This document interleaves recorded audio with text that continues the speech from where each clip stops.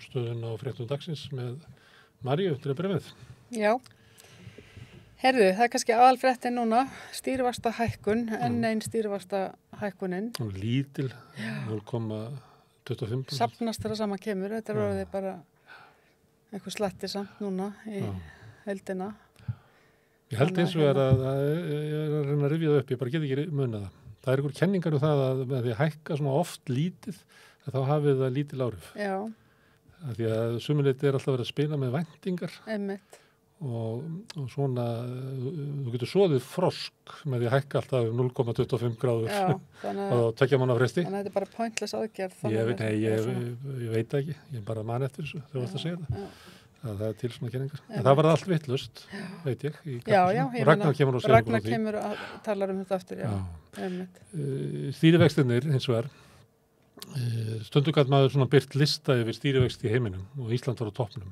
Það er ekki alveg þannig lengur. Nei. Það er út af peningastjórn Bandaríkjanna.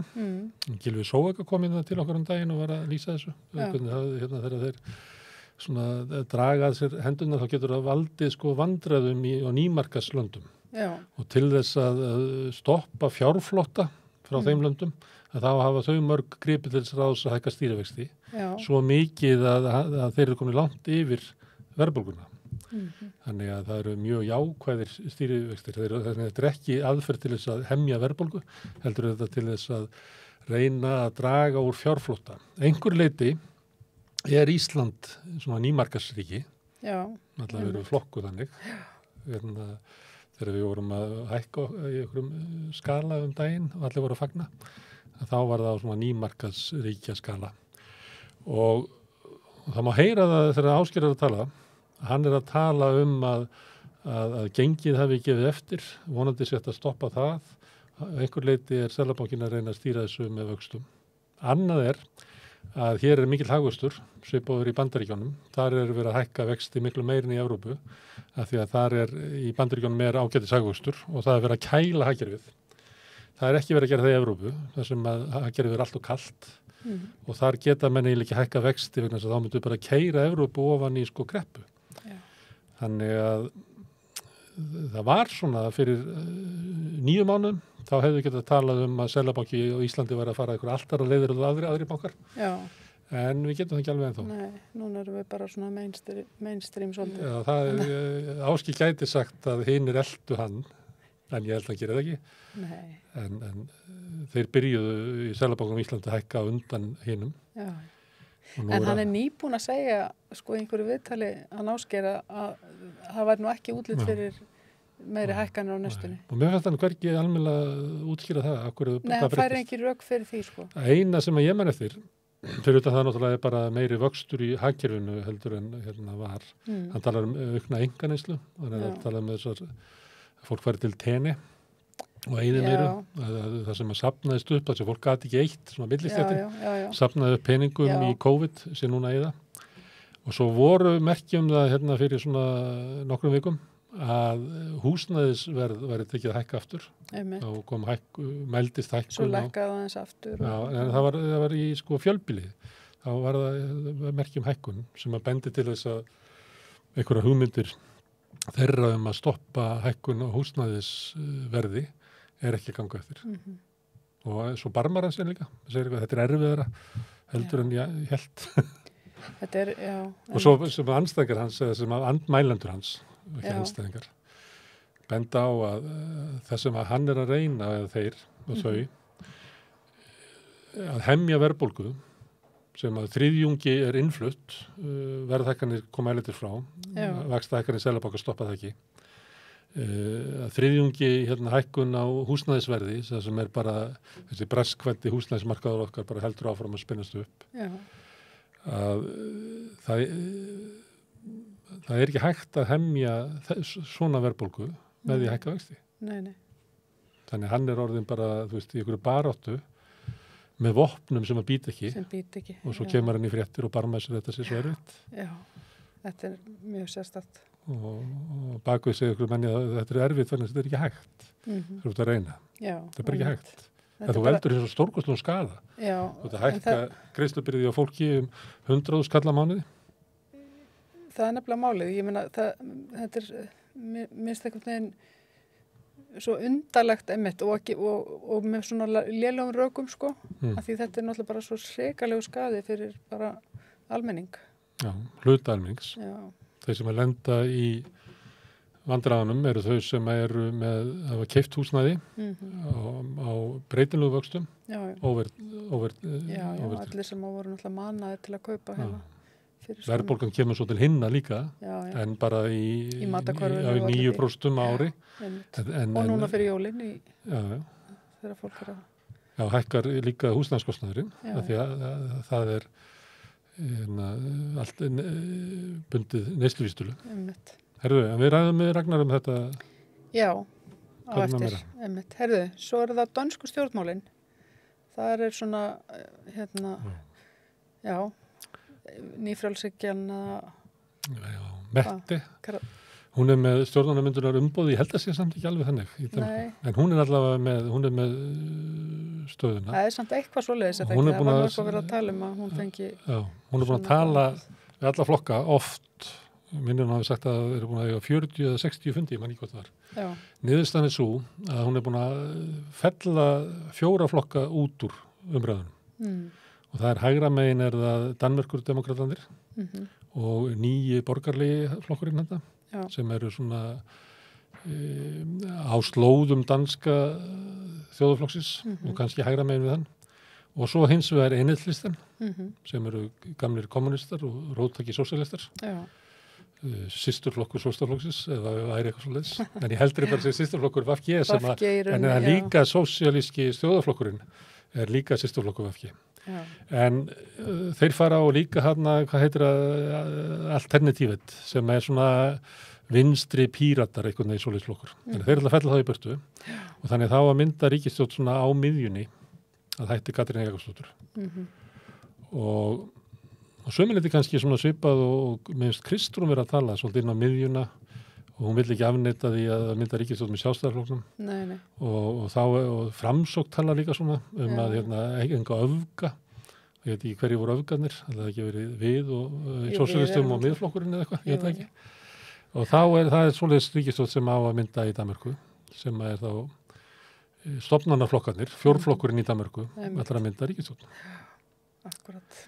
Og einhver kann að finnast það að vera snjallt, en það náttúrulega flokkarnir, nýjir flokkar, eru mynd af einhverju sem í samfélaginu. Og það spurning hvort það sé snjallt fyrir stjórnmálin að taka ekki tilliti til, eins og var í hér, ekki taka tilliti til sósíalistana, ekki píratana, ekki flokk fólksins. Já, hlusta ekki á þessar nýju raddir í samfélaginu. Nei, það bara vesen. Og nú ætlum við bara gömlu stofnanaflokkarnir að mynda ríkisstjórn eins og var gert inn í old days. En það þýðir náttúrulega að stjórnmálin ekki að svara alls konar svona, hvað við segja, væntingum og kröfum út á samfélaginu.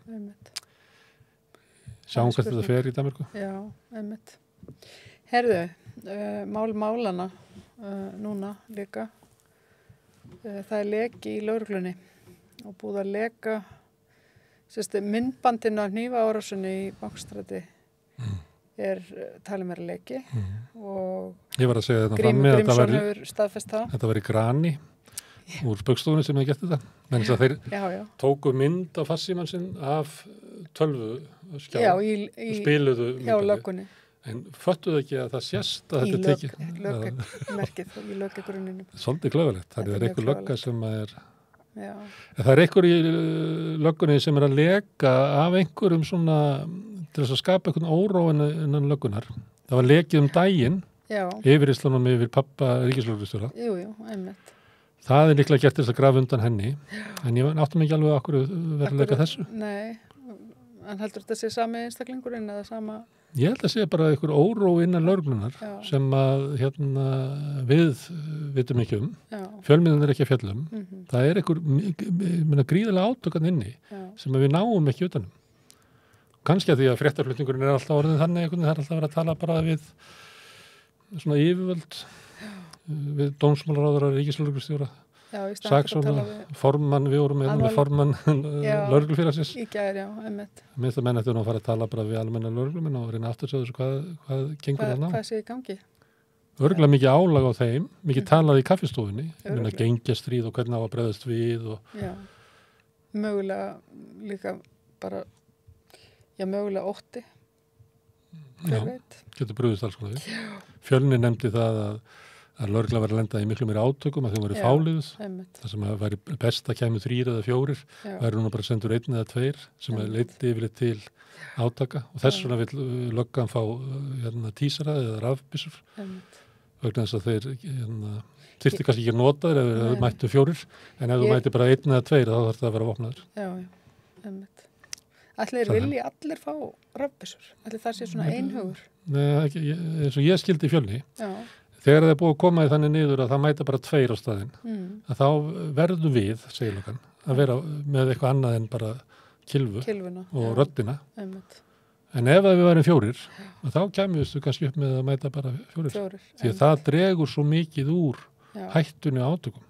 En þegar að löggan mæti fáliðuð, þá er hætta átökum og þá verðum við, segir löggan, að hafa einhverjar bjargir. Einhver vopn. Þetta er athyglisvert. Þetta má vera? Já, herðu,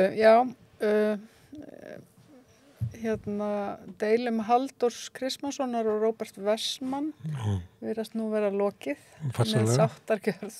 Varst þú inn í þessari deilu? Nei, ég hef bara aldrei skilið þessa deilu og mér finnst þetta líka eitthvað svo innilega svona óspennandi mál, sko. Ég er sæmilega forvitin en ég netti ekki að setja minni í það. Nei, og það var í fréttunum á MBL, held ég, að Mannlíf tók út Wessman og greinunum. Þetta er náttúrulega, þetta er eiginlega einn sorglegsta fréttin í dag, sko. Já. Því að sástu viðtalið sem að Reynir tók við Kristjón. Það sem að Kristjón var einhvern veginn fjármagnar af Wessman og Reynir af þessum Halldóri. Halldóri, nei, ég sá ekki þetta viðtal. Og svo þegar Halldór og Wessman gera sátt, þá bara hverfa allar fréttir þess að Reynir skrifaði Wessman. Ég veit ekki, hvað heitir þessi bransi?